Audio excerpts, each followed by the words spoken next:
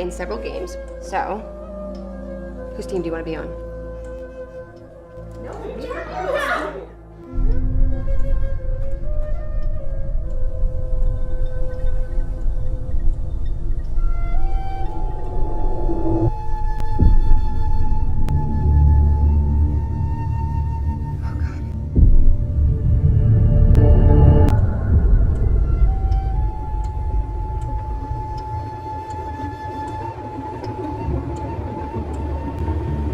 You have to do something. She's gonna kill me.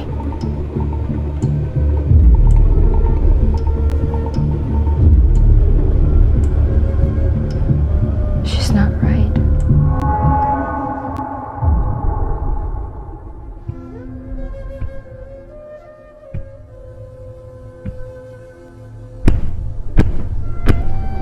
I am trying to save us. So why am I supposed to trust you? Stop! This won't work! Stop!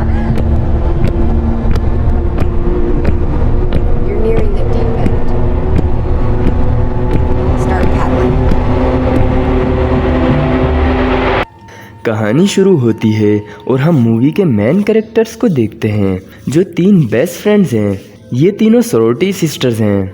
ये ऐसी sisters होती हैं जो blood relation तो नहीं होता, मगर वो सब एक सरोटी हाउस में एक साथ रहती हैं 4 सालों तक, ग्रेजुएशन होने तक। ये कॉलेज या स्कूल की तरफ से एक हाउस होता है जिसमें गर्ल्स रहती हैं जो अपनी दोस्ती में बहुत केयर और मोहब्बत का मुजाहिरा करती हैं, मगर ये तीनों कुछ बदमाश और शरारती टाइप की हैं। एक लड़की का नाम ब्रिट है, दूसरी का नाम एरिका और तीसरी का नाम तोरी है। वो अपना वेकेशन गुजारने के लिए राइवर के पास एक घर में रहने आई हैं और ये घर असल में तोरी की फैमिली का है और जल्दी ही कॉलेज स्टार्ट होने वाले हैं, तो बस यही मौका है खुद को रिलैक्स करने का और वेकेशन एंजॉय करने का। अब नेक्स्ट डे तोरी उन्हें घर के पास वाले राइवर में घुमाने ले जाती है। वो सब बहुत खुश थे, मगर एरिका पानी में जाती है तो उसे कुछ नजर आता है। ब्रिट बताती है कि ये राइवर खतरनाक जेलीफिश से भरा हुआ है, इसलिए ध्यान रखना। मगर जैसा कि हम जानते हैं कि ये तीनों बहुत शरारती हैं, तो एरिका और तोरी मिलकर ब्रिट को एक ट्यूब पर बिठाकर राइवर के कोफ की गहराई में ले जाती हैं।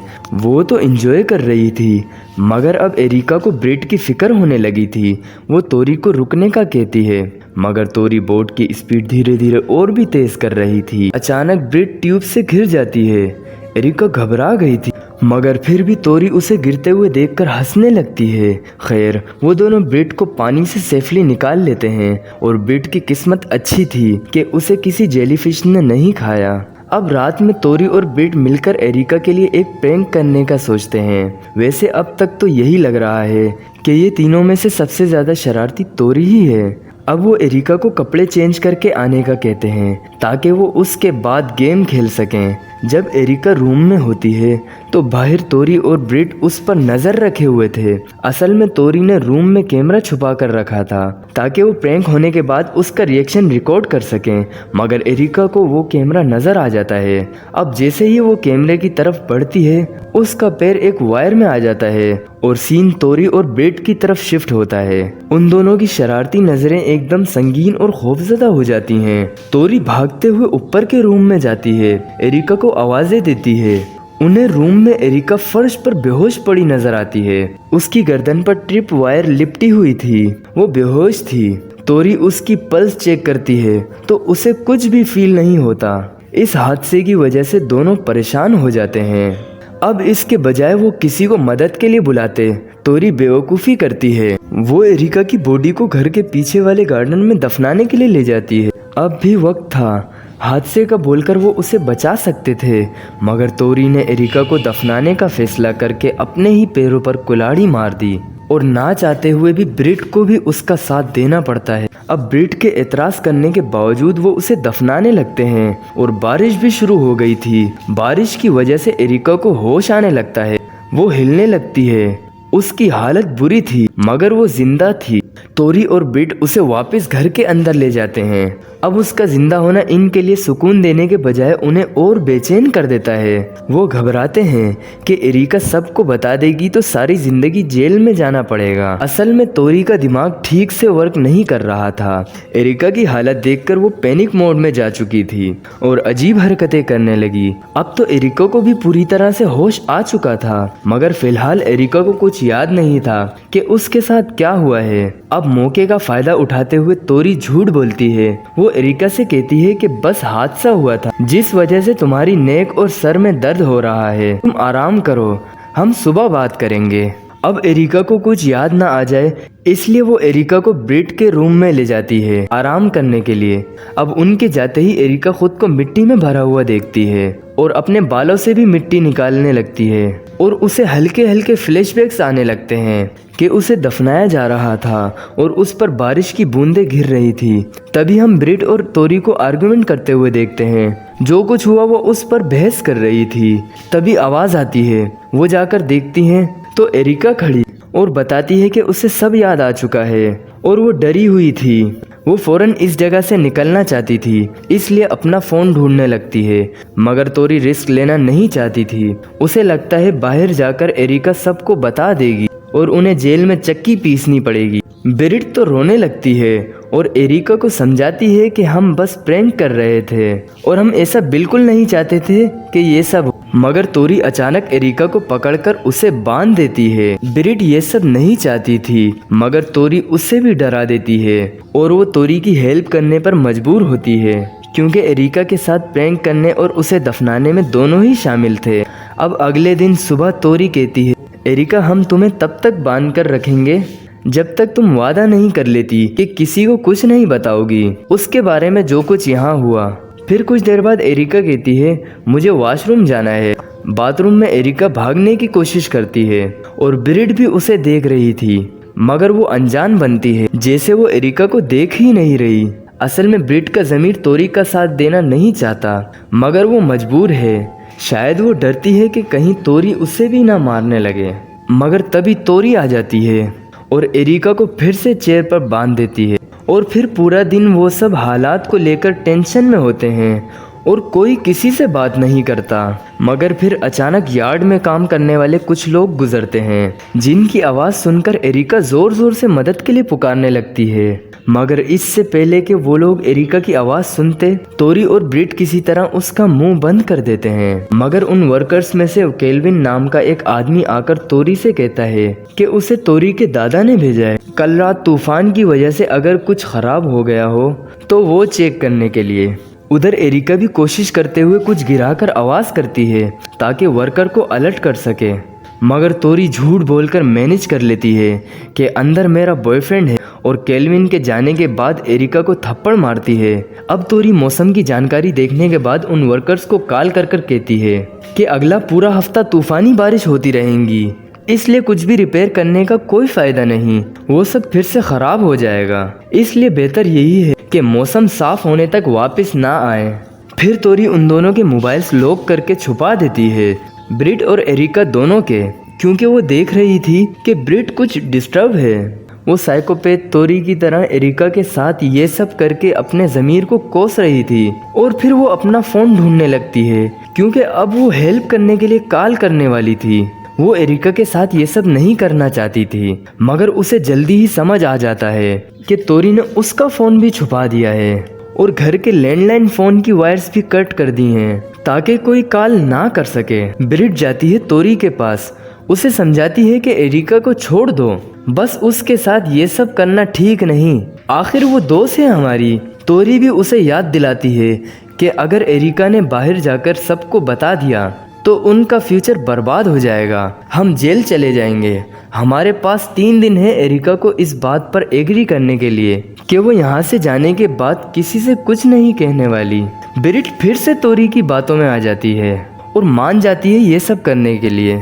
अब अगले दिन ब्रिट एरिका से माफ़ी मांगती है कि उसके पास और कोई ऑप्शन नहीं था। चीज़ें किस तरह हाथ से निकल गई पता ही नहीं लगा, वो मजबूर है। मगर एरिका ये सब सुनकर ब्रिट को कहती है कि तुम बुज़दिल हो। ये सुनकर ब्रिट भड़क जाती है। खुद को डिफेंड करने की कोशिश करती है और इस सब का जिम्मेदार एरिका को ही कहती है। मतलब अब वो तोरी की साइड है। मगर फिर ब्रिट अपने रूम में जाकर उदास होती है। वो चाहते हुए भी कुछ नहीं कर सकती। उधर तोरी भी अपने दादा की राइफल निकाल लेती है। उधर जब एरिका अकेली होती है, वो मौका देखकर खुद को आज़ाद करने की कोशिश करती है। एक छोटे से नाइफ से वो टेप काटने लगती है, मगर टेप उसके हाथ से गिर जाता है। उठा तो वो सकती नहीं थी, इसलिए वो खुद को घसीटते हुए घर के दरवाजे तक पहुंच जाती है। अपने मुंह से लॉक खोलती है और फिर खुद को पीछे की तरफ गिरा देती है, जिससे चेयर टूट जाती है। अब एरिका आज़ाद थी, मगर अपने दर्द को इग्नोर करते हुए वो भागना शुरू करती है। पहले ट्रिप वायर से उसकी नेक टूटी थी, फिर दफनाने की कोशिश की, फिर उसे बांध कर रखा गया। चेयर गिरने से चोट लगी। इतनी तकलीफों के बाद भी एरिका ने हार नहीं मानी। ये एक तस्वीर है इंसान के अंदर पाए जाने वाले सर्वाइवल की। अब ब्रिट और तोरी को भी पता लग गया था एरिका के भागने का। वो कार में बैठकर एरिका का पीछा करते हैं। इस सीन को एक ही शॉट में फिल्म किया गया था, इसलिए एरिका के एफर्ट्स को अप्रिशिएट करना तो बनता है। अब वो एक जगह ट्री के पीछे छुप जाती है और कार गुजर जाती है, मगर वो कार वापस आ जाती है और अब एरिका फिर से भागने लगती है और साइको तोरी कार उसके पीछे भगाती है ताकि एरिका भागती रहे। और फिर कार रोक लेती है। कार में से ब्रिट निकल कर आती है और एरिका से रिक्वेस्ट करती है कि प्लीज़ हमारे साथ वापस चलो। ब्रिट का ये नरम मिजाजी वाला बिहेवियर तोरी को खफा कर देता है और वो राइफल निकाल लेती है। एरिका के आसपास शूट करने लगती है। अब तोरी बिल्कुल एक साइको की तरह एरिका को सजा के तौर पर भागने पर मजबूर करती है और चिल्लाते हुए उसके पीछे राइफल से इधर उधर शूट करती है, यहाँ तक कि एरिका तकलीफ और दर्द से बेहोश होने लगती है। अब दोनों उसे घर पर वापस ले आए थे और फिर इस बारे में बातचीत करते हैं। तोरी कहती है ब्रिट तुम्हें अब स्ट्रॉन्ग बनना पड़ेगा हमारे ग्रैंड प्लान के लिए। वो ग्रैंड प्लान क्या है फिलहाल हमें नहीं पता, मगर अब तोरी नीचे आकर एरिका को ज़बरदस्ती साफ करके उसे शराब पिलाती है और ख़ुद भी इतना पी लेती है कि एरिका के सामने डांस करने लगती है और फिर थक कर बैठ जाती है। कुछ देर बाद वो एक एक करके सभी बोतल्स को तोड़ने लगती है और एक और बोतल तो वो एरिका के सर के ऊपर भी तोड़ती है और फिर चिल्लाते हुए एरिका को थप्पड़ मारने लगती है। बदले में एरिका भी जोर से चिल्लाती है, ये बताने के लिए कि उसने अभी हार नहीं मानी। फिर तोरी उसकी टांगों के बीच टच करती है ताकि उसे किसी और तरह टॉर्चर कर सके, मगर ये देख कर के एरिका पीरियड्स में है, वो उसे छोड़कर अपने रूम में चली जाती है। अब सुबह जब ब्रिट देखती है घर की और एरिका की हालत, वो एरिका के लिए बुरा फील कर रही थी। वो तोरी के पास जाती है और उसे ये सब बंद करने का कहती है। वो कहती है कि तुमने एरिका के साथ बहुत बुरा किया, तुम बहुत आगे निकल चुकी हो। तोरी खुद को डिफेंड करते हुए कहती है कि ट्रिप वायर का आइडिया तुम्हारा था और मैं तुम्हें बचाने के लिए ही ये सब कर रही हूँ। ब्रिट कहती है कि एरिका को तो तुम नीचे लेकर आई थी ना दफनाने के लिए। वो दोनों एक दूसरे को ही ब्लेम कर रही थी। अब ब्रिट इस सब से तंग आ चुकी थी। वो घर से भागने लगती है, मगर एरिका उसे रोककर उसे रिक्वेस्ट करती है, प्लीज तोरी रोक लो इससे पहले कि बहुत देर हो जाए, क्योंकि अब तोरी यकीनन एरिका को कत्ल करने वाली है और उसका नेक्स्ट टारगेट ब्रिट होगी। वो ब्रिट को भी जिंदा नहीं छोड़ने वाली, क्योंकि ब्रिट उसके गुनाहों की गवाह है। अब तोरी अपना सर दीवार पर मार रही थी, क्योंकि अब वो कुछ भयानक करने वाली थी। और उधर ब्रिट उसी राइवर में कूद जाती है, इस उम्मीद में कि जेलीफिश उसे काट कर मार देगी। वो सुसाइड कर रही थी। उधर तोरी नीचे आकर एरिका के सर पर मारने लगती है, इस उम्मीद में कि उसे एमनेशिया हो जाएगा और वो खुद ही सब भूल जाएगी। और एरिका लगातार उससे भीख मांगती है, उसे रोकने के लिए रिक्वेस्ट करती है। हम ब्रिट को एक बार फिर से उस राइवर से निकलते हुए देखते हैं। इस बार भी उसे जेलीफिश ने नहीं खाया। उसकी किस्मत अच्छी थी, उसे दूसरा मौका मिला था और वो ये मौका जाया नहीं करना चाहती थी। घर आकर वो तोरी पर हमला करके उससे लड़ने लगती है। एरिका भी चेयर समेत गिर गई थी। ब्रिट बुरी तरह तोरी को घुटनों पर वही बोतल्स मारकर तोड़ने लगती है। तोरी कांच के टुकड़ों पर गिरकर बुरी तरह से जख्मी हो जाती है। अब ब्रिट उसे मारने वाली थी कि तोरी फिर से उसे मैनिपुलेट करने लगती है कि कल मेरी फैमिली आ जाएगी और इस घर की हालत देखकर तुम उन्हें क्या जवाब दोगी।